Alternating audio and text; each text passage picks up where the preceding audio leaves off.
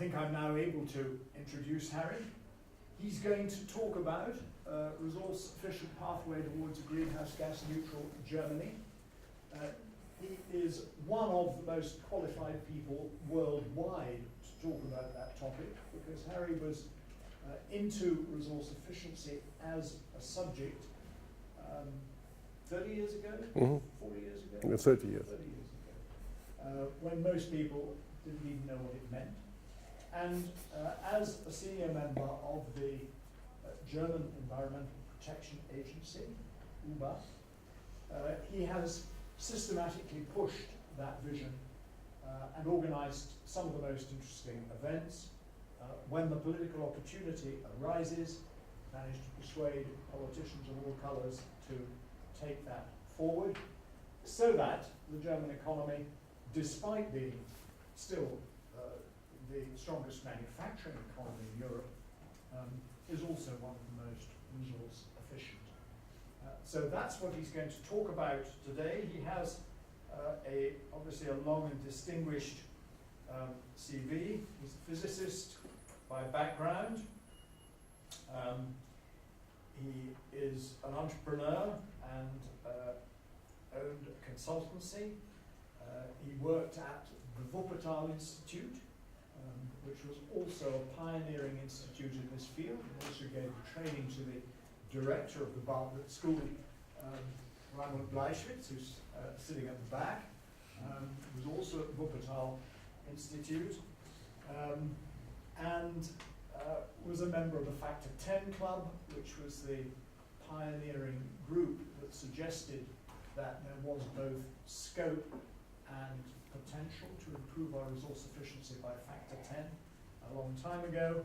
One of the founders of Eurosolar, executive chairman of the World Renewable Energy Council, and since 2014 a board member of the World Resources Association. So we're in for a treat. Harry, you're very welcome to our institute, and we very much look forward to what you have to say. Thank you. Thank you for inviting me. And I will start with some sentences about the role of the Federal Environmental Agency, because it's a little bit unusual. We are an independent scientific policy advising agency. Independent means more or less that we get our budget and have to survive with it.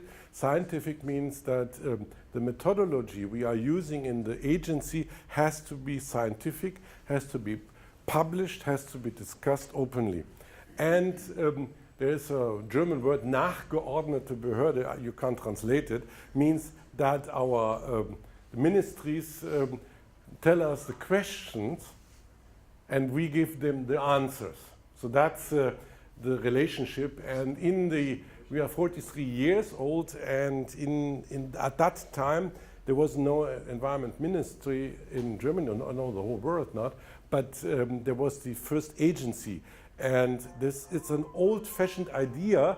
Umweltaufklärung means that someone in a society, in a democratic society, has to be able to have the knowledge to decide what is the right policy.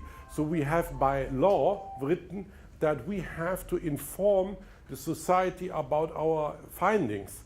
And that is something which policy often don't like, because sometimes that what we find is not liked. And for example, we published in 2008 that there might be a problem with diesel, and so we have a problem, but no one took that up at that time. So sometimes they don't follow. Other things happened very positively. For example, as Fukushima happened, we were prepared with a strategy. And at the moment Fukushima happened, we published the strategy, and that was the moment politicians could say, okay, we take that. And part of this strategy was also to lower the greenhouse gas emissions until 2020 by 40%. Today, I will try to talk about our ideas how we can reconstruct an industrialized region completely, to stay an industrialized region, but being climate neutral and resource efficient. Because that's a major change in everything. And the motivation for that is clearly that's the use of raw materials since 1900. to 2007. And if we go to 2050 and look at the publishing of the International Resource Panel and all these things, then we expect that if we don't do anything in the business as usual case, we have doubling and tripling of the resources used.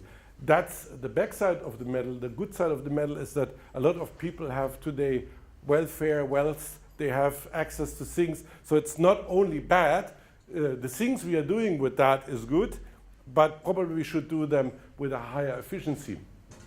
Another result of these, of the raw material use, and especially of fossil fuels, is that we have a climate change. And even if certain peoples say that there is no problem, we as an agency are very convinced that there is a problem and that we have to solve it.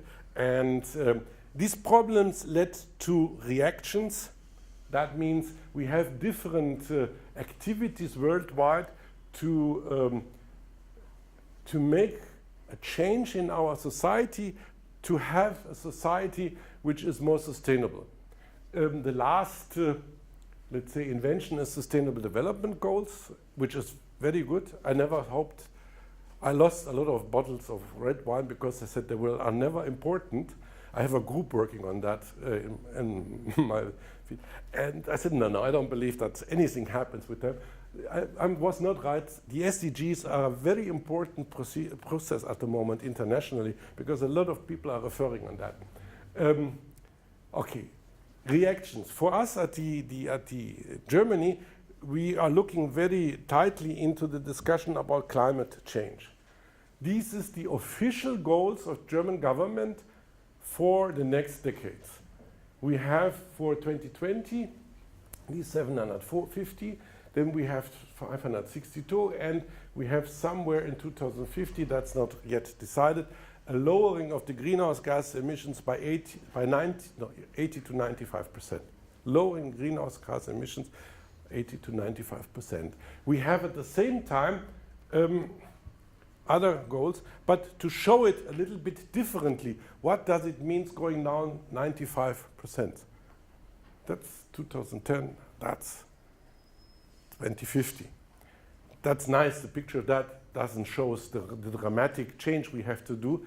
And this is, we look into the future by making scenarios. It's the only way to do that. It's using models, using all this knowledge we have, and it's, let's say, hard science fiction in the case that you calculate things, you make experiments and all these things. And the good things of scenarios is that you can make experiments with your society, and after that you can say, okay, it was not the right way, we can try another scenario. So we are using a bunch of scenarios with which you look into the future. This is one result of one of our scenarios we published 2007. It is 2010. It is possible to go that far down, but it was not enough.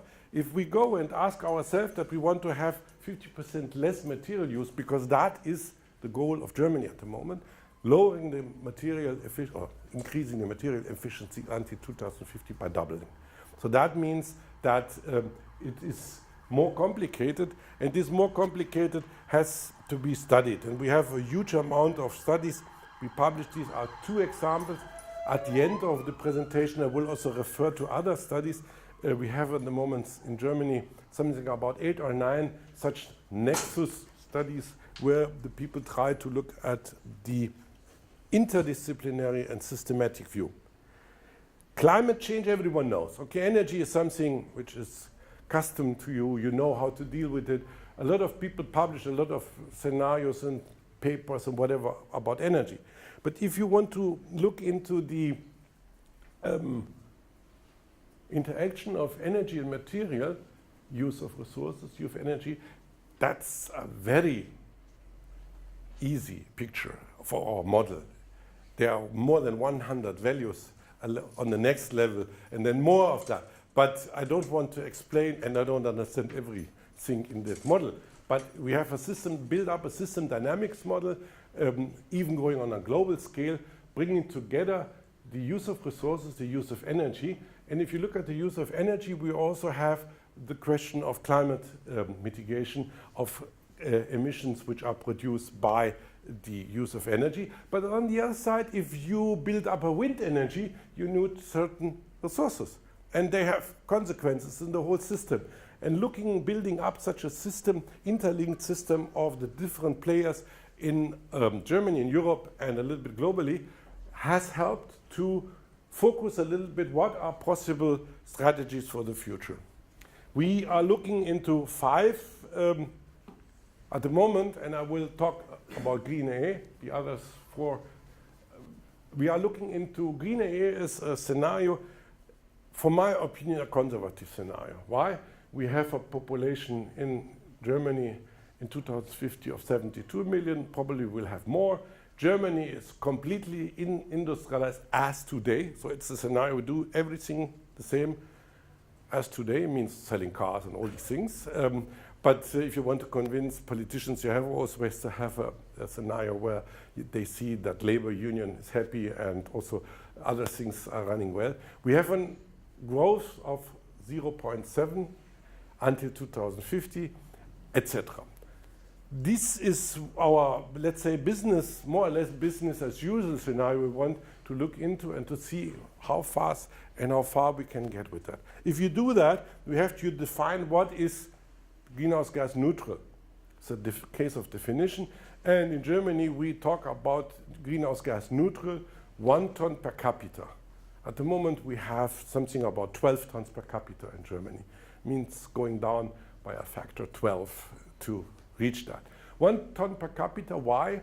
Because there are certain parts like agriculture and production in other pieces of the world, especially agriculture, which we cannot, politicians or our policy doesn't reach that. So that we argue that 1 ton per capita is something we can reach. It follows the Paris goals, it follows the 1.5 degree goals, and the other 1 ton we will look later because there are certain questions open, especially in agriculture. If I take this 1 ton per capita for all these sectors of German in life, because it's not only industry, it's heating, why this 8? This is the IPCC report scheme. So we stay in the IPCC report scheme so that if we give the data someone from Africa who is dealing with climate negotiation, he has the same scheme of looking on that. So that's where we are looking into it. And if you look into that, then you have to do, it's only possible to do it with system analysis, linking together the different things. How is the heating and cooling connected to transport? Or what is the connection between industry and land use? Or what is the situation of electricity and transport? How can we get, and if you go into production industry here, how the different sectors of productions are interlinked. How steel industry can have a better production by using other products, waste from others. That was the idea behind looking in that. And we realized that efficiency is clearly something important. And we made several studies about what is the potential of efficiency in Germany. And if you look a little bit into that, you see that it is not always possible. Which we can do very brutally is decreasing the amount of energy in building sector from 35 or 800, almost 900 to 76. In the existing building means that you will have to touch each building until 2050 and retrofit it and do several things with it. Second thing is, if you look at industrial processes, there is not that much. Germany is at that point very efficient today, so there is no more room for doing things. Switching to other fuels is the other possibility. If you take mechanical engineers, which means that you have also transport in it, then there's also some room. And last but not least, lighting and computers stays more or less at the same size in the year 2050. That's first. And then if you take that, that's the demand, asking ourselves, well, how do we supply that? First thing is what you have to learn is the future of our system is based mainly on electricity. It is an electricity system which is nothing new. That's a study we made at the Wuppertal Institute in the years 90s. I take it because to convince people that it's nothing new. We know since the 90s how to produce an energy system with 100% renewables. That is possibly completely without fossil fuels. The important thing is that in between the producers and the demand, so supply and demand, you have different adapted storage systems. Okay, that's not very complicated, but I will come back on that a little bit more in detail. Archetypes of supply. In Germany and in Europe, there are, let's say, different discussions about how this renewable future will look like. First comment, each of these renewable futures is possible from a technical point of view. The very decentralized one, where every building has as much as photovoltaic as possible, as much as storage system as possible. The highly decentralized Germany and industrial production. This is possible. Then you have the always discussed international large-scale combination of the Minarek region. We hoped which UK has a lot of wind energy, so we really discussed of bringing you. Okay, I must make a new painting on that, making a small red line there. Or you export the energy to us, because if you talk about this international scale, you talk about bringing together the different sources we have in Europe and in North Africa. It's also possible. And if you take this one, this was one study we did, this was the question of how much can we solve with the existing infrastructure. If you talk about resources, then you always talked about not building up new infrastructure. If you want to build up a hydrogen industry, you have to build up an infrastructure for hydrogen. And our idea was, how far can we go using all old infrastructures? Because that means that we don't need the resources to build them up. And the answer is, it is possible. And building on that, we made a study looking into the industry of Germany, again with the argument, how much can you use, again, how much infrastructure is usable also in a resource-efficient and climate-neutral future. That has an advantage, because if we can use the existing steel industry, then the argumentation is easier for us, to the politicians and to the industry, say, okay, look, you have a future, but you have to change. Not going to somewhere else, but you have to go into better technologies today. One of the arguments oftenly against renewable energy systems is that it is volatile. This is the feed-in of all renewables of a 100% 95% Germany scenario. In the, what is this wind? It's January, yes. What we did is we took 5 years, 5 typical years of Germany, and every of our scenarios we put into these 5 years. Because it's nice to say that you will put photovoltaic on the roofs if you don't know if it works the whole year. And that was, so we used these 5, and 2007 is one of the years we used, and we assume that in 2050 the weather will more or less as today. We know that it will be more sun and more wind, but it is to test the system, is it a good thing of having real weather data and not average weather data or recalculated weather data, because if you look at weather, then a bad weather situation, storm comes in, North Germany, you have wind running, and then it starts in mid-Germany, it goes to South Germany. That having this real data what we have, with a resolution of 100 times 100 kilometer, we can really see the volatility of Germany with different installations. This is summer, and the red line is what we need. So if I go back, it's only a few demand management in this set. It's winter, we need more. And so you have the problem, what do I do with that? That's photovoltaic, that's wind, that's base load of hydro and others. And you have to fill in the holes and take these these mountains to other places. This other way around is in the summer, they have the photovoltaic, huge peaks of the photovoltaic, but the system is able to manage that. The German system is already adapted. There was this Sonnenfinsternis, how do you say it? I don't know anything in German. Okay, there was the moon before the sun, and and this led to an photovoltaic phase out and phase in, which was in the same size, and it was a good test. German system and the Austrian system worked well. Okay. Now, 2 sentences to this. What you see now is the surplus and that what you need. So you have here deficits and surplus of these 100% for the whole year. That's December to January. So that's what you had as a picture before that, but only for the whole year, and not the volatility, but the plus and the minus. And now the question is, remember the idea, we want to use as much as possible existing infrastructure. And one thing is, you go to electric vehicles. This is the green line here.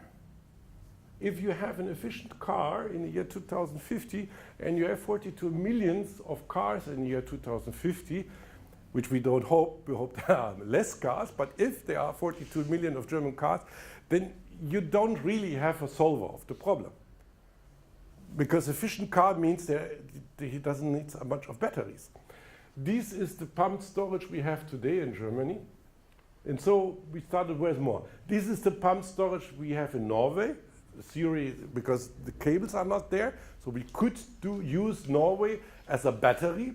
And the yellow one is the capacity of the gas grid. This was a good idea of someone who said, we have a gas grid. Why don't we take renewables, make hydrogen of it, and put it in the existing gas grid? You can increase the hydrogen in the existing gas grid 15%, and after that you even can do methane. I will come back on that. And then if you use the existing gas grid, then you have a battery of 3 months without any additional infrastructure. This was already proposed, for example, by Land of Hamburg, which said, okay, let's try to do it. Let's use our gas grid for the overproduction of wind energy to go there and to learn how to do that. So in principle, it is possible to use a gas grid as a battery. You put in the surplus at a certain time. The gas grid has more or less no leakage today, and then you use a turbine or a motor or something else in winter or in other times to produce electricity. Now, every technician will say, that's very inefficient. Yes. In a time, we have to change our mindsetting. In a time of fossil fuels, efficiency was very important. Yes, because burning things and having a certain efficiency of the technology is important. Each technology has to be more and more efficient. In a time of a surplus of renewables, the only limiting factor is area and resources. So not the efficiency of the energy is the important thing, that the whole system works at the lowest amount of resources you need. Is that what you need? So that was the discussion. That was also a proposal which we made some years ago. You see that are simulations of the year 2010. And the bad thing is that German gas industry realized that they have a future. Shortly after this conference, they started to bring advertisement into the papers. We, German gas industry, have a future. We are part of the future. Yes, but not how they argued. We are talking about artificial gas made from renewables. And wait, no, let's go there. This is artificial gas. You take electricity, you take water, and you do a little bit of CO2, and then you can make artificial gas methane, what Audi is making at the moment, and this is power to liquid for air transport. So it is possible to do that, and it is possible to come to a different way. Getting back a little bit, so that's the problem we have. If you go into a future system, that's the German system. You have a lot of fuels, making heat, electricity, that. You have gas coming from outside. So the question is, how can we change this system by changing only a few things, not the whole system? How can we introduce at certain points, again from a point of resource efficiency, it's better to use the existing installations than paying for it. That means that if you want to be climate neutral, you have to cut away all these fossil fuels. That means that you have to start changing piece by piece. Use electricity for power to heat, for example, heat pumps, heating by heat pumps, instead of using gas, using electricity for also cogeneration and other things. Then you can go and, let's wait, okay. Then we take the electricity from renewables and make power to gas and use a gas turbine again for electricity. We make power to gas and we make fuels, electromobility, power to liquid. I will come later again back on that. And next step is, and that's the last step which we are doing at the moment, where the German ministry is starting a Power to X, German Environment Ministry together with the Economic Ministry, starting an initiative for chemical industry which is climate neutral. Chemical industry which is climate neutral by not using fossil fuels but relying on, let's say, something. If you want to build up fuels for air transport, then one of the waste is usable for the chemical industry for making plastics. So looking on the system, suddenly you realize that the waste of the one is the input of the other. And German industry at the moment has an initiative, chemical industry, of looking into this Power to X system. Because if you talk about investment times, everyone knows if we want to change something in the next decade, we have to start now making the first demonstrations, making the first changes, and making all these other things.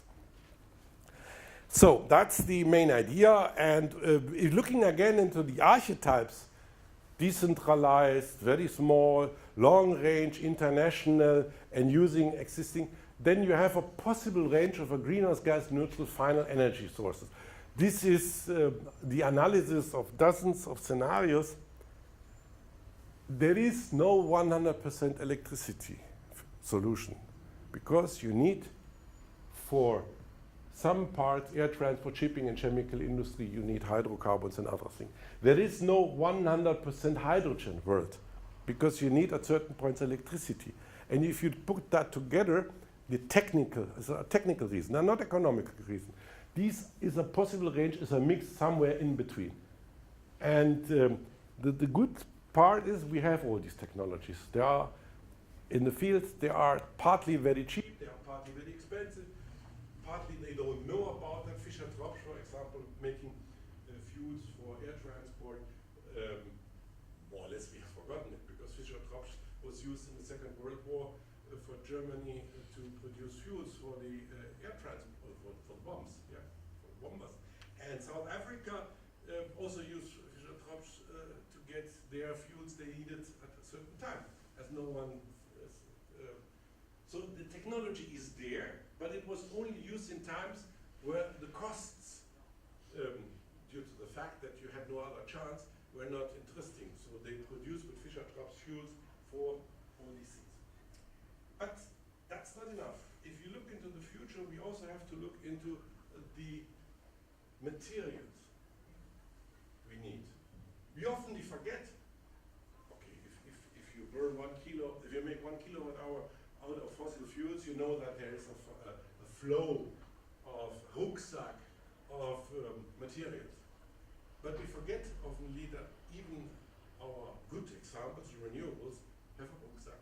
This is, if you have 1 kilowatt hour midst of Europe produced by wind, you have used 80 grams of materials. Building up the windmill, making streets, repairing, all these things. Photovoltaic is even at the moment more. That's the reason is because it was built up at a certain time, just an average, where a lot of photovoltaic was very heavy. And this is thin film. So what we did is, that's the resources we need for the transformation.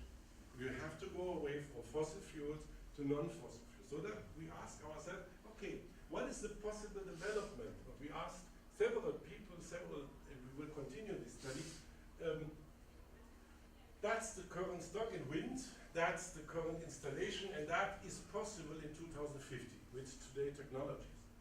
And this is PV, current stock, that's the installation at the moment, and that's possible in 2050, not with thin films and with thick film. So that's very promising because we can lower the amount, but there is no zero.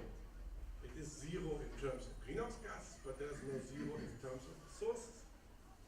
Okay, with this, we started to ask our people and others, what are the strategies in industry and possible strategies. One possible strategy in industry is that we, and that was published at the right time, what is greenhouse gas neutral industry? Greenhouse gas neutral industry, in Germany, mainly you have to go to steel and chemical industry. High energy intensive industry.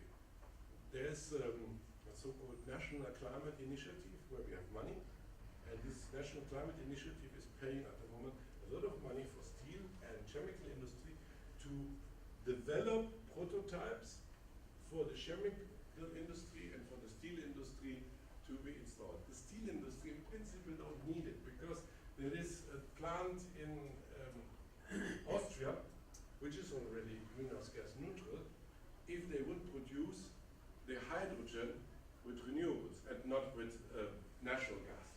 At the moment they are not greenhouse gas neutral because they need hydrogen and they produce it with natural gas.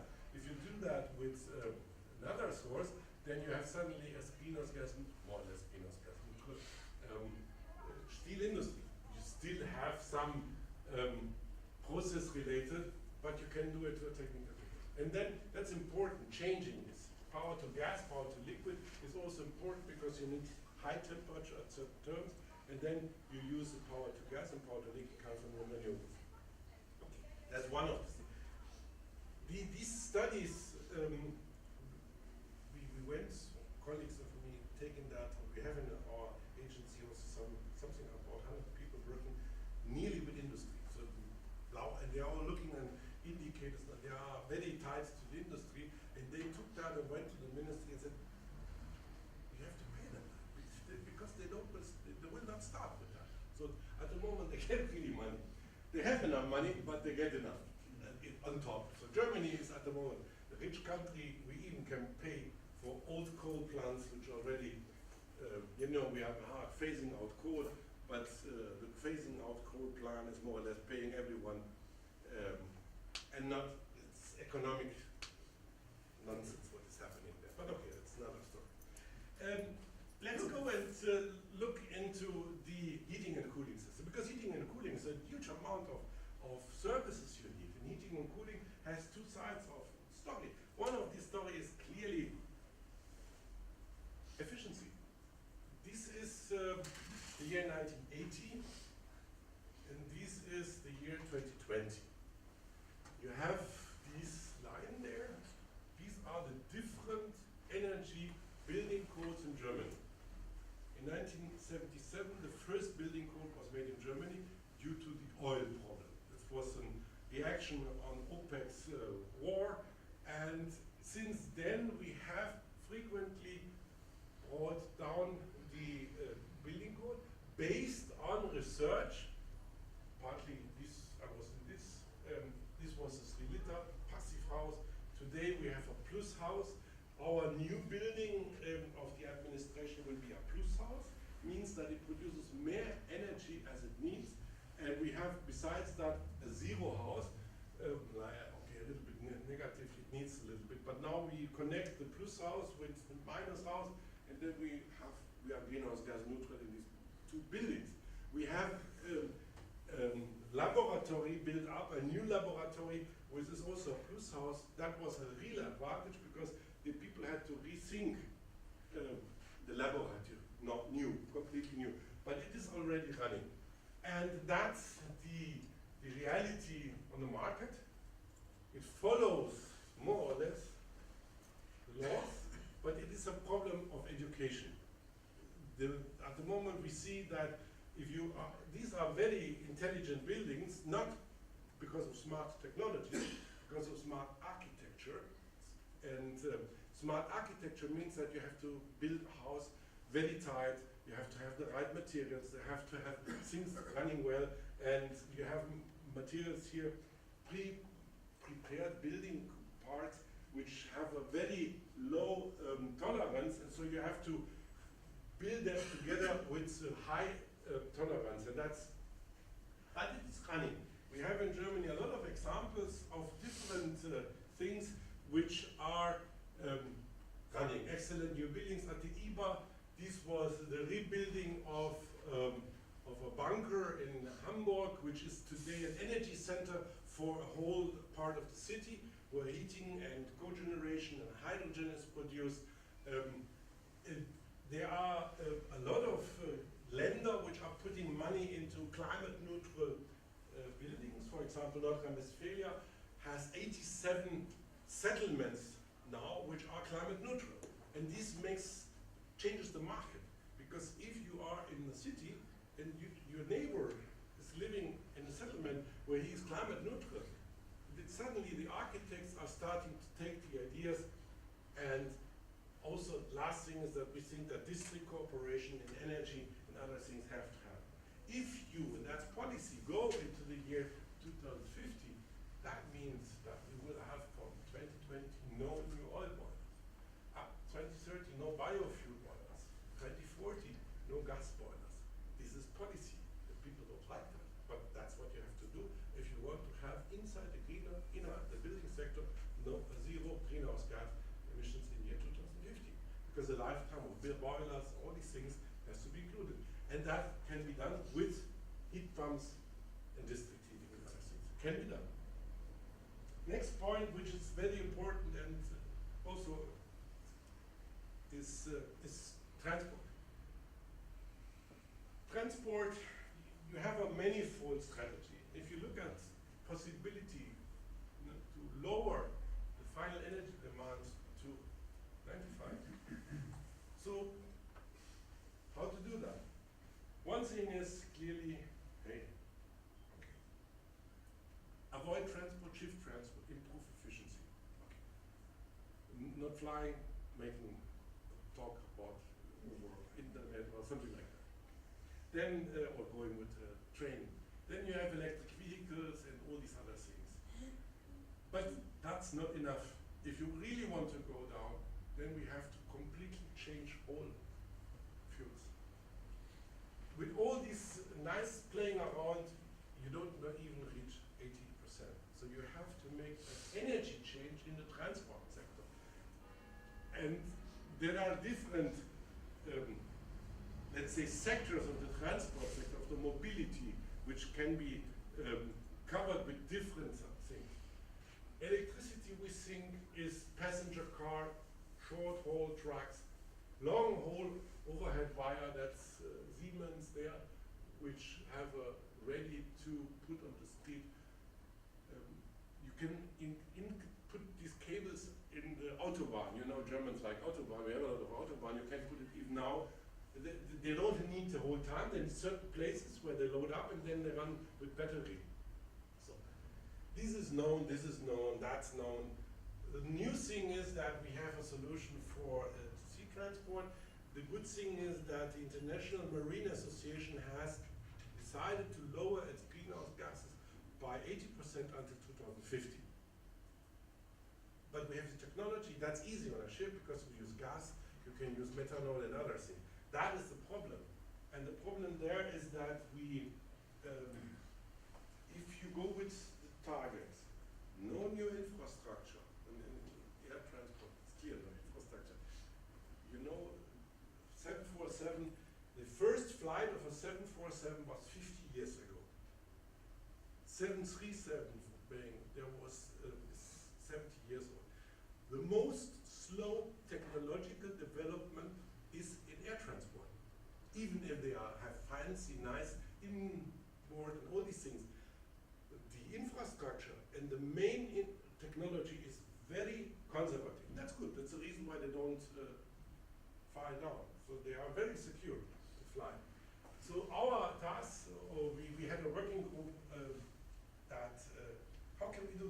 can use the existing infrastructure to make a greenhouse gas neutral air transport.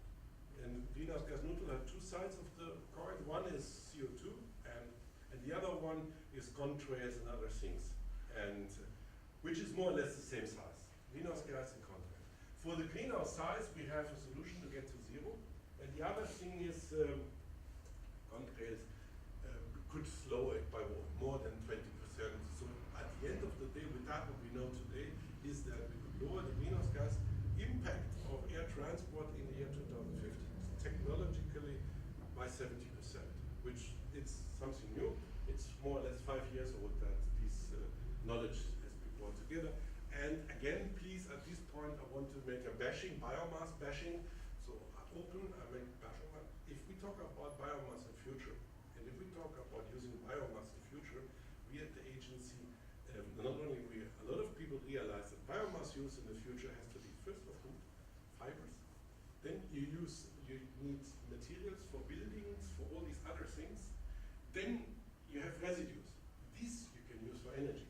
It is crazy to use areas with water, phosphor, and all these other things to build up with an energy efficiency of 8 to 12%. 12% is the best energy efficiency of plants. If we could do it on the same area, making agriculture, and you put on top photovoltaic with an area energy efficiency of 20 to 30%. So only looking from the areas, you realize wind energy again, because wind energy doesn't disturb agriculture. It was a huge discussion in Germany because we have in Europe also this biofuel feed in, and we know that Germany is more and more saying that it is not the right way to increment the amount of biofuels in the existing fuels due to these facts. Also the fact that this is not greenhouse gas neutral, and only to show you that's the water demand for power to liquid, and these are the biofuel alternatives. And if you look at the amount of hectares, amount of hectares, 1 hectare, what do you get in a year? A mileage on an Airbus 320. From power to liquid with wind, something between 4,000 and 8,000 kilometers. With power to liquid with photovoltaic, something a little bit more. And that's what you get from all these others biofuel. With a lot of sustainability and other problems in these cases. Because if Indonesia gets into that, they will not get out. They will cut more and more forests, so that's clear. I'm very happy that German government went to ICAO and said we as a German government, together with the other European countries, insist that as a new path since 2 years, power to liquid is one sustainable alternative fuel if it is produced from renewables, etc., etc. That means that it is today allowed for companies flying under ICAO rules to blend in power to liquid. It is allowed, and the Lufthansa started now with 50% of power to liquid in some flights, and Airbus is starting with that. The reason is not because you cannot do it more. The reason is the power to liquid production is very low at the moment in Germany and Europe, because there are only a very few plants, but Norway is moving and others are moving. So let's go for continue, because I have 7 minutes if I take the 45 minutes serious. Waste is one of the things, and agriculture and all this. I will jump over that. Coming to the first conclusion. With all these and a little bit more of political activities, we can reach the minus 95% greenhouse gas emissions and minus 60% raw materials in Germany in a transformation. And it makes this installed capacity legal, but it's one scenario, you can do it differently.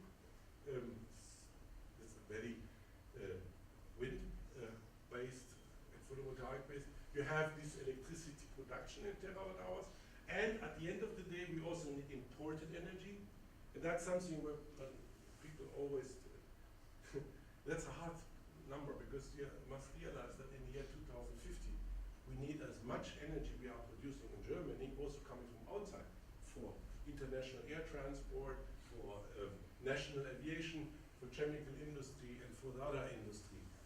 If you go to these greenhouse gas neutral thing, you have to change everything. And if you try to keep as much as possible the structures for using them again, then you have to import all these things. Okay. No, that's wrong. Yeah, I know, I need it. That's the development until the year 2050 for one of the scenarios. You see we reached the 95. These blue ones are the goals of the German government. Funnily, 2 months ago, the German Association of Industry published 2 scenarios, one going along the 80%, more or less equal to ours, and coming to 95%, and they said, German Association of all industries, steel and everyone, car industry, said, 80% is no problem for German industry, but if you want us to go to 95%, please, we need some additional money and all these things. Okay, that, and I know the guys who made that, yeah, and we looked into the files and said, okay, you are doing the same as we, yes, yes. And even the German aviation industry yesterday published a paper and said, okay, we would follow the power to liquid proposal, and we see in this case a possibility for German air transport industry to be greenhouse gas neutral, and we want to have a quota, so that in Europe, so that we have in Europe a quota, because this would make everything for everyone. British Airways must also use it, and not only Lufthansa and others, because the problem of power to liquid at the moment is it's expensive, because we have to build up the technologies, like photovoltaic. As photovoltaic started, it was also expensive, and today it's incredibly cheap. And that's the past of the resources uses. What you see is clearly that the fossils disappear, the black ones, but you see something which is, which I was thinking is that there's a lot of metals we need, these blue ones. I thought we have less metals. So we started with these models and made study of global transferability. It's nice that we can do it in Europe or Germany, but is this global transferable? This idea of 100% of all these technology, what happens if all these happens all over the world? If these scenarios we have with GreenEE goes to the world, if we have this interlinkage between resources and energy, and due to the fact that there are only a very few world scenarios, we took scenarios from the world energy outlook, and we tilted them a little bit because we don't have a 100% world scenario. And what we see is that this is the total index of raw materials, 1990, 2010, and this is the point where the policy starts. You have reactions. This is something which was astonishing for us, that if we start, then we need more material. First, second thought, okay, it's clear, you need copper. 1 megawatt wind is 1 ton of copper today. So that means these happens there, and neodymium, but at the end of the day, it gets better due to the fact that the models only run to 2050, zero here. So we said, okay, we have to look a little bit farther and go a little bit more in detail in the whole game. And we choose some metals because it was an amount of money. If you have millions, you can look into each of these materials, but if you only have less than millions, you have to focus a little bit. And what we did is then develop these scenarios, we run it through the models. We said that other parts of the world are coming later than we, so it's, and we have said also that Europe is a little bit behind Germany. And now looking only into copper. This is the copper story. And that's the red one is the use of copper and copper extraction in million tons.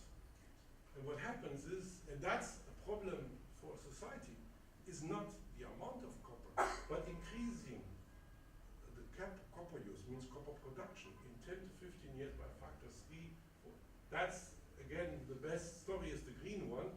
And even if we have improved windmill production, it's not very much. We are talking now with the windmillers about that. We say, look guys, you will have a problem, because that means that your bloody windmills are getting more and more expensive, because no one sells you copper for a nice price. At the moment, no one thinks about prices of copper.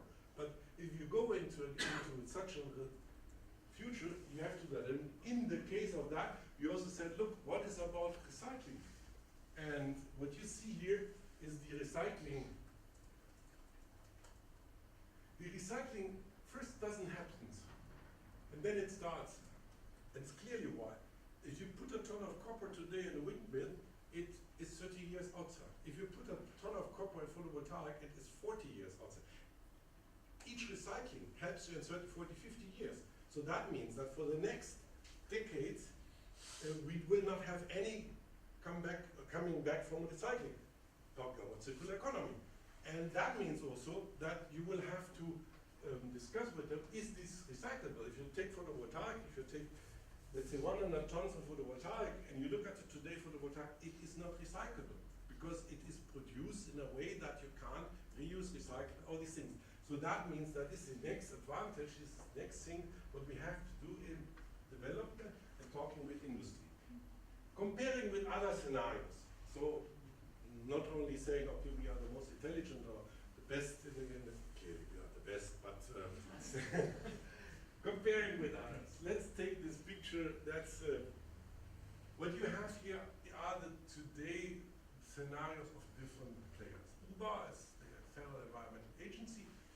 Then is BMU, that's scenarios with the ministry pays, because we, let's say, these scenarios are made by the group, what we name think tank.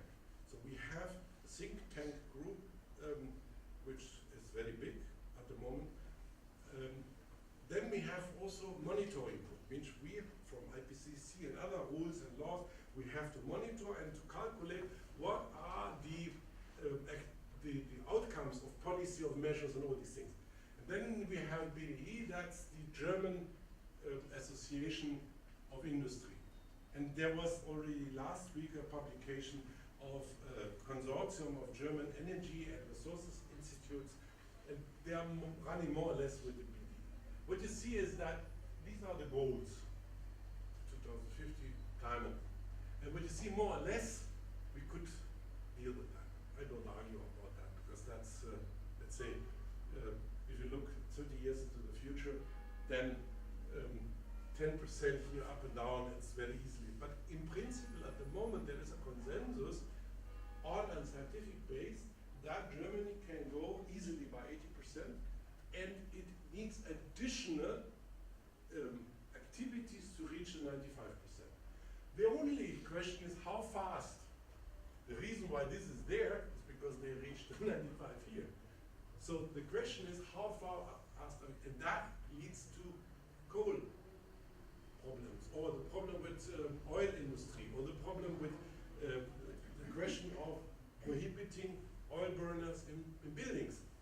That's, the later we do that, the more these later scenarios win. If they do that at the time we think, then we can reach it. So that's a good story, but we think that that is not enough, because that are all conservative scenarios. Conservative in the case that Germany has, let's say, not changed its lifestyles very much. We have one scenario which I only want to mention, which goes into lifestyles, and it means that we have really change of lifestyles. That is running at the moment. Green Supreme, I don't like the names. I didn't like it. But my colleagues, they made a scenario naming green. It's okay. I was overruled. Green life is something with a huge amount of changes in lifestyle. And if you look at some nicely, first not yet published, that's the classic GreenEe, let's say, business as usual.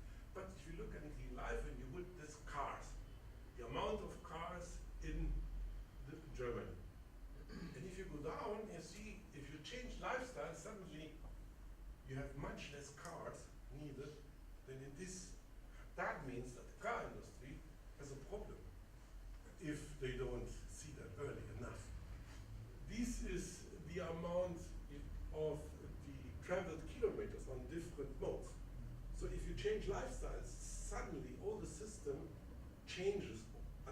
because that means again that I need less energy, that means again I need less resources, all these things. At the moment we are going through that, and our expectation is that we will have 6 scenarios which we can discuss about pros and cons of different strategies for the next 30, 40 years in Europe, because Germany is, if you go to Denmark or you go to others have similar technologies, have similar industry. Okay?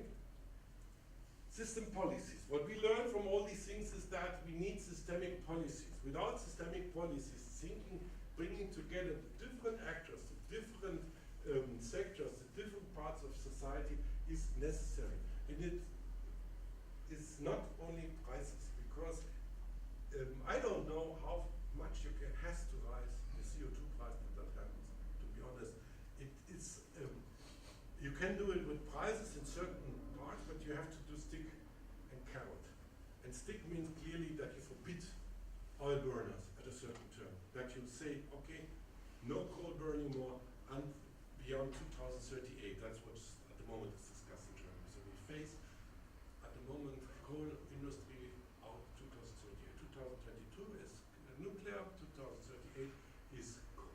So that's, you have to throw out the bad guys, making room for the good guys. And then, for the good guys, you have to give them additional money. And there are different strategies for that, but in transport. And you have to change our strategies. We have to rethink, redesign, renewable, regional, repair, remanufacturing, reuse, and recycle. And that's not only policy, but this part, this half minute, I want to remember you that this is also what you have to do. I don't want to ask how much people buy every year a new smartphone. This smartphone is, if you take the weight of the smartphone and multiply it by 100, then you have the rucksack of, no, 1,000, sorry. Then you have the rucksack of this smartphone. And it's crazy if you want to be environmental men or women to buy every year a new smartphone. And the same with flying, the same with your mixture of food. So you as an individual has the chance to do things differently.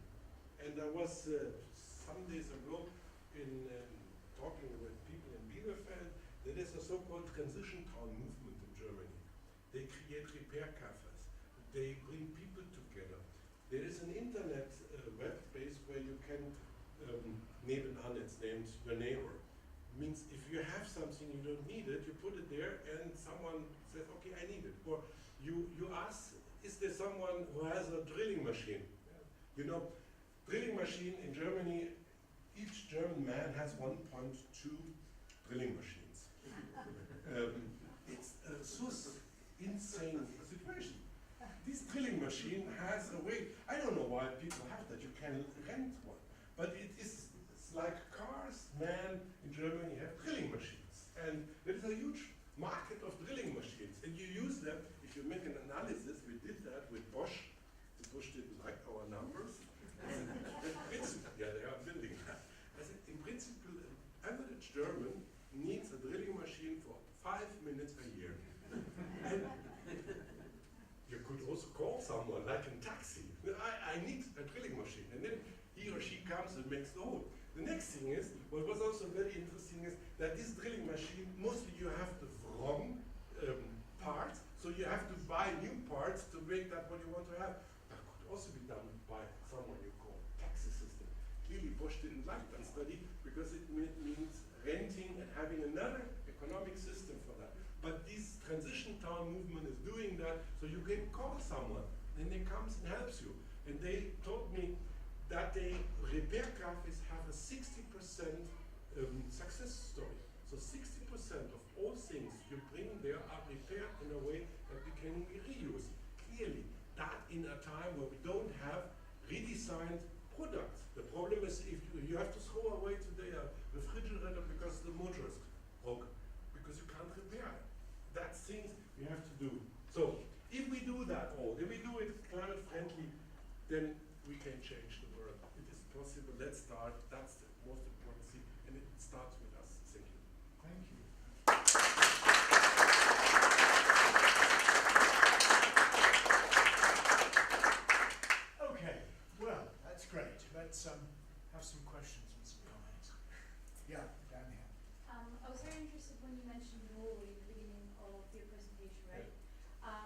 when you were also talking about power to liquid as a very resource efficient way of storing electricity, right? Yeah. So can you just explain why exactly Norway, what is the reason for that? I think we didn't go into that. They have very cheap hydro energy. So if you have a market and you see a market, then the hydro people say, oh, why didn't we use these cheap hydro energy to produce power to liquid and start selling that? It's a market reason. You could do power to liquid at several other places in the world. Iceland is also thinking about that. So and it's also at the end of the day, there's an entrepreneur there who wants to do it. So that's, we have in Germany also refinery.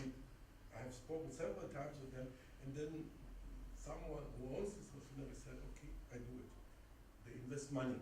It's also, at the moment, it's also, let's say, individual decisions that they say, okay, that's the future. We put into such a refinery in the next 10 years 100 million euros to change the refinery to a greenhouse gas neutral refinery. Getting more money for the products. They say, okay, guys, at the Hamburg harbor or the Hamburg airport, you have to pay something more for that, that your CO2 balance is zero. Because the people are asking for products which are greenhouse gas neutral. Okay, is it okay to have a small follow-up question Please. to that? Just because I'm very interested in the underlying power dynamics that are right now happening in Europe because of all these developments. I was looking a lot into, because I'm from Austria, so I was looking a lot into the grid in Austria, and I just thought, why are all these companies simply focusing on just Austrian power grid, and not just, not also thinking about the countries that are around, because in the end we always like also purchase energy from the countries around, even from Norway, I would say, because energy just flows around, right? So what would you say are the next global, not global, sorry, which countries are the next like big, powerful players in that field within Europe?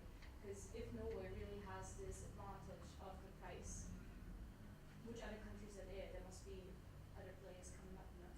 Also, there are others still will come up. I think that it's a little bit by choice. Who puts money into certain things? I know Austria very well. Austria is really looking only on itself, but also could have more chances. But the problem is with the government in the last, let's say, 6-8 years, there was no real development of renewables in Austria. Austria was very well in moving in renewables. They even started earlier than the Germans. Solateur, that was something Austria invented. But the last 2, let's say, 8 years, they're not moving more. And they are using the discussion about windmills and tourism and all these things to prevent bringing in. But even with that conservative people, you can talk that the pumped storage in Austria is an asset which can be used for balancing the European electricity grid. Because you can earn a lot of money by selling and buying electricity at the same time. So this is happening. Okay, gentlemen here, we've got lots of questions. Let's take 2 or 3. Have you got a notebook, Harry? So that we'll take 2 or 3 and then. Thank you for your talk. Yeah. About politicians taking action like you have in Germany, and I feel we have not as much, maybe the speakings know better than me, we have not, our politicians have not taken as much action in Britain. Yeah. I'm wondering how you saw getting action from politicians. I mean, I think you mentioned the transition towns, like sort of the grassroots saying we won't vote for you unless you do something about this. What are other aspects? Okay, a question on the political will. Who else was the question? This gentleman here, and then that gentleman, then we'll ask Harry to comment. I've got 2, if you'll permit me, you can choose what you want to answer. So I've got a technical question. That's why did you choose power to liquids for the chemicals industry rather than a carbon capture and storage route? So they're kind of technical things. So the political question is, how did you persuade industry to embrace raw material reduction targets? When we talked to industry about this in the UK, they were like, get out of town, we're not interested. Okay, two big questions there. This gentleman here, and then we'll. So you've talked a lot about power to liquid as a very efficient way of storing energy.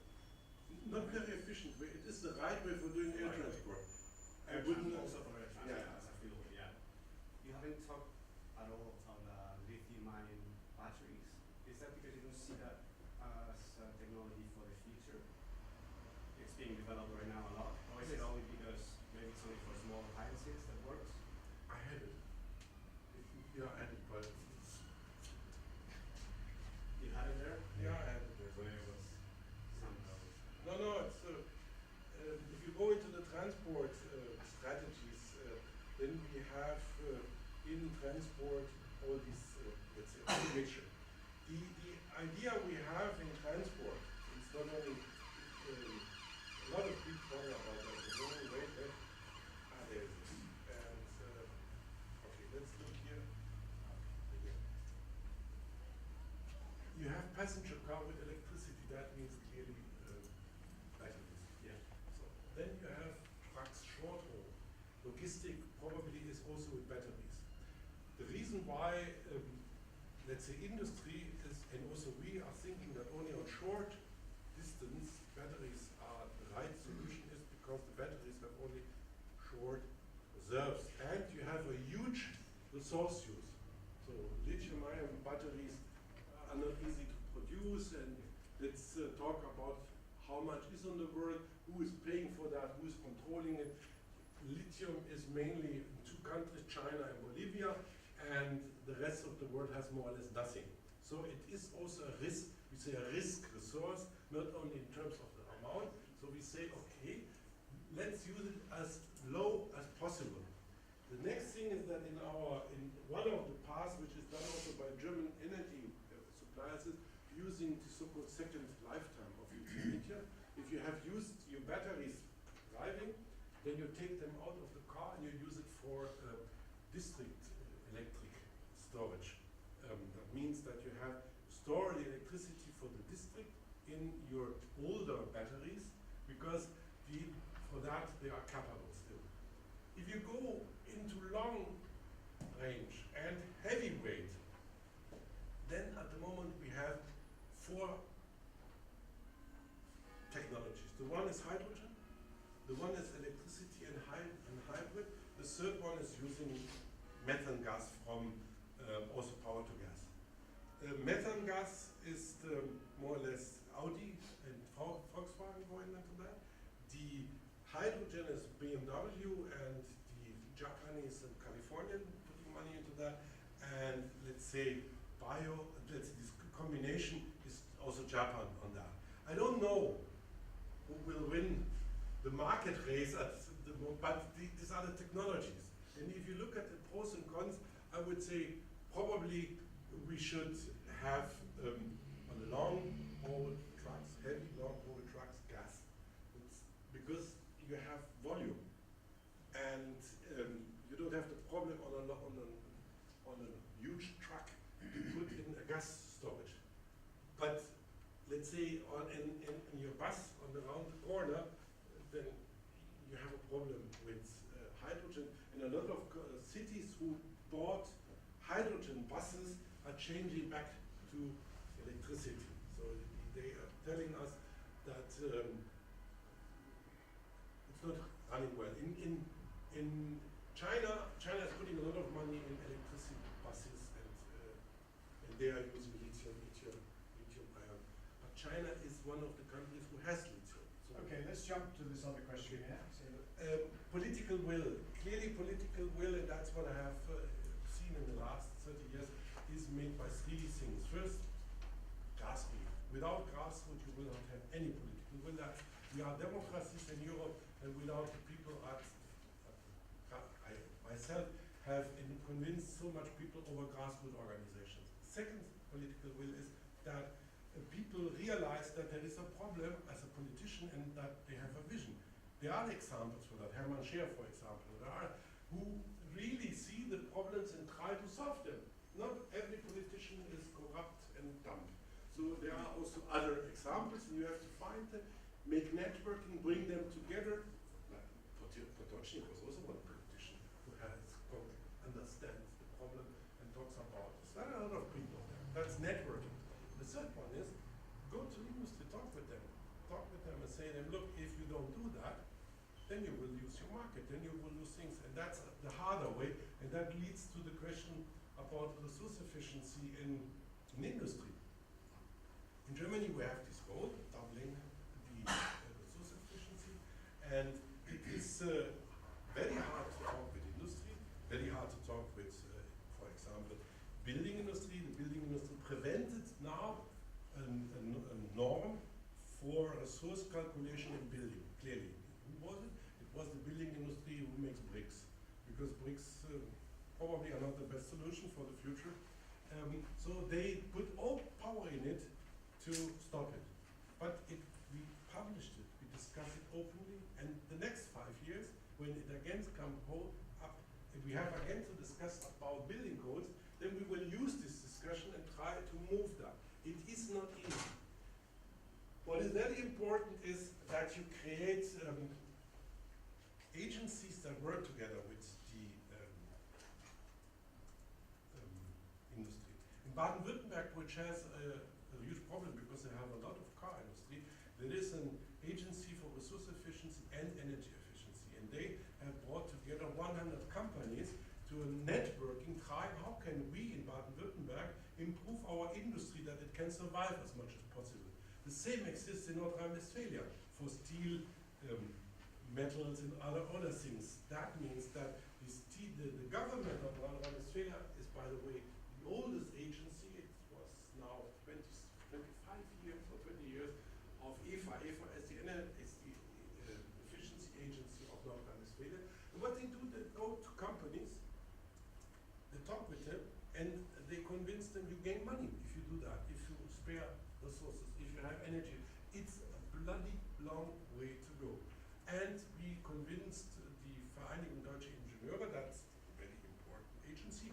These are it's the association of all engineers in Germany. So the Engineers Association has a center for resource efficiency, which we organized with them, also with some others who are for the resources. And they publish every month in the newspaper of the engineers articles about resource efficiency. So it comes into the brains of the engineers, because this is something new.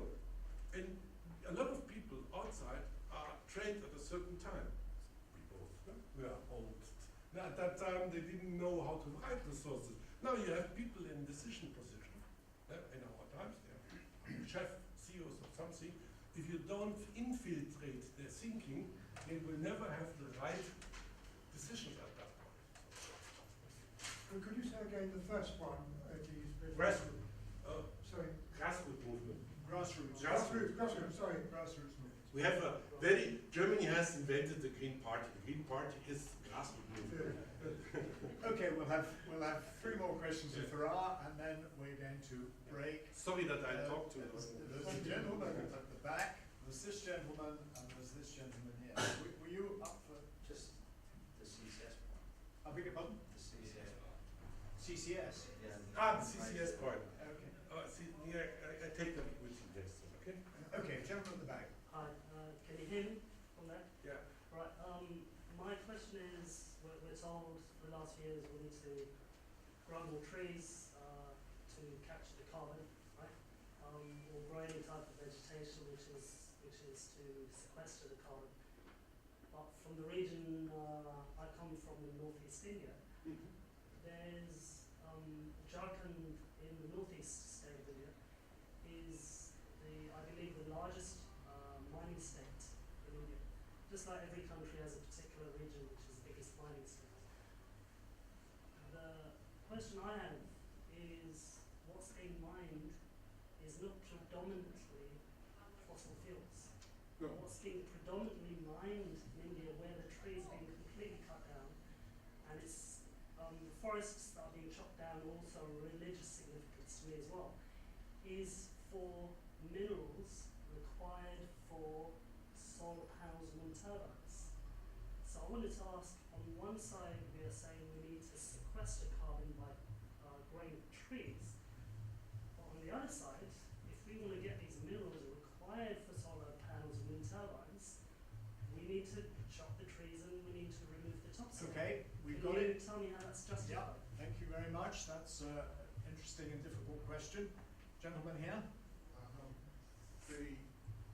What you proposed seems more like a revolution in do things. How do you take financial community along with you? It's another nice, easy question. The financial community and gentlemen at the front here. Andrew Ross. You made the premise that about 50% of the energy required would be imported. In Germany, yeah. Yeah. Mainly for air On- transport, on- ship, sea transport. on You can change it European- with a lower mile. And Andrew Lovett, I went to a lecture a month ago by Andrew Lovett at East Anglia, who showed that the land use consequence in the UK of this transition was an astonishing transformation of the way the land is used. For turbines throughout the whole of the Pennines, solar farms across the whole of South East England, which is a massive political problem for residents and town planners. And with Britain coming out of the common market and Brexit, how on earth is that going to be solved on a European scale? First, on German scale, we have several studies about the potential of wind energy in Germany, and we have in Germany 3 to 5 times more potential for wind energy than we need, depending on how far we put it from buildings and from settlements. Next thing is, why the hell you don't put all the photovoltaic on the roofs? Because every German, that was also one of my first studies I made for the land of North Rhine-Westphalia was they asked me, what is the amount of roof everyone has? And so I burned some students, they had to go over photographs, at that time it was not able to do the computers, and calculate how much roofs were at the right side, and then we went into a model, what is the tip, because in North Rhine-Westphalia there's a lot of buildings are typical due to the building codes of the last century, and so we were able to derive a number which is not far away from that what they are doing today with all these fancy flying drones and all these things. In Germany, in average, every German has 5 square meters nearby, which he can use for solar energy, and 5 square meters somewhere else, fabrics and all this. If you take that, that means that every German has, without harming any land use, 1 kilowatt peak of photovoltaic potential. So you're not going to need Britain's wind energy sorry. at all. It would also run with France. North France, you'd use the, if you go to East and you go to Poland and on the others, they have a lot of wind energy. They're not yet in the game. But in principle, you can do it also without the Brits. I would like that you are, not only because of wind energy, but that's just the way of doing it. I have too much question, I make it short. But we can continue at the wine. CCS. That's it's a brutal question. If you want to save climate with CCS, you have to be assured that your storage has a leakage below 0.5% per year. If not, then put it directly in the atmosphere. But this kills most of the CCS projects. It's one of the reasons why we say in Europe we should not go into CCS, because it is only storing and then it comes up earlier or later, mostly earlier. That is also the results of some tests of industry in Germany. But why don't we use it in the chemical industry? We will use in future carbon which comes from industrial process to make something else of it. That's CCU, carbon capture and utilization. But the carbon always has to come from atmosphere or from biomass, okay? Not from anything else. If you don't do that, then you have a negative climate. That's the reason. And yeah, we can. It's a long discussion. What we can do, different political industry, battery, trees and mining. Yes, you're right. Today, mining industry is the worst environmental problem. We had a conference at 2 days ago. There is a about environmental things and mining. That has nothing to do with climate change, nothing to do with anything. Worldwide, the mining is not covered by rules, not covered by international rules, not covered by anything. That's what happened in Brasilia. It is in addition also, there are people in it gaining money by not even doing these things by law. So mining is the worst area of the world, but that's a problem for itself. It's not a problem of copper or windmill or anything else. We have to solve the problem in the mining industry that, let's say, British Petrol or Shell is going with oil sands. Look what happens there. Or look what happens in other. Mining is an uncovered, unruled region all over the world. Chile, all these water usage in Chile, North Chile and Peru. That's something we have to solve, but that's another problem than the climate problem. In the climate problem, we need these materials, and these materials can be produced environmental good. There are enough examples about it. No, why grow the trees here to capture carbon when you're going to remove them? I never said that they should chop the No, forest. come on, we're going to stop now because we've No, already the last gone thing is, well beyond time. No, but an important thing is sustainable financing. We haven't come to that, and that is important. Yeah. At the moment, there is more and more finances going to a taxonomy about what's sustainable finance. That means that certain technologies are very risky because of stranded investment, because of political dependence. And the European Union has a working group at the moment in developing a taxonomy for sustainable financing. I'm very curious what will be the outcome, but in the finance system, we have to develop indicators that help investors to put the money into the right basket. And it's massively, dramatically accelerating. Yeah. Okay, There's no question about the money. thank you very much indeed. I hear the clock, which is our witching hour. I want to thank you for several things. I want to thank you first of all for spending 90% of your talk on solutions, which is absolutely essential in the world in which we currently are. I want to thank you for coming from a country that still believes that science and technology have a role and that feels you can make stuff. And I mean, it's always interesting because the grass is always greener in another country, and I've spent enough time in Germany to know that it's difficult there too, and that not everything that the UK does is bad in comparison. But UBA, as a scientific institute covering the whole scale, the nearest thing we have in this country is the Committee on Climate Change, and many of the conclusions you've come to, we come to too, through the analysis of the Committee on Climate Change. But there's still a black hole in this country as far as this kind of scientific analysis into material use goes, and we have a huge amount we could learn from that. So thank you very much for coming to teach us that, and let's go upstairs and have a drink of something to eat.